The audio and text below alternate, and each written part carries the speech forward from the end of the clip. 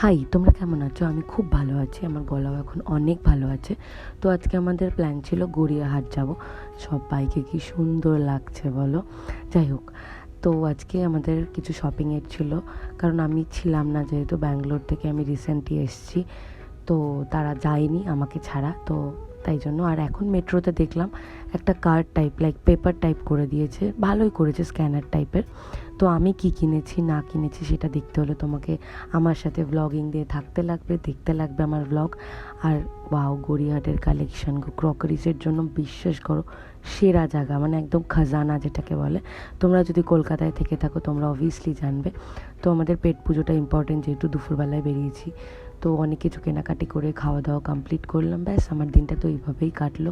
প্রচণ্ড গরম, বিশ্বাস করো কলকাতায় প্রচণ্ড গরম, আমার যেন কথা বলা কখনোই শেষ হয় না। যাই হোক, তো ব্যাস এইভাবেই আমার দিনটা কাটলো। টাটা।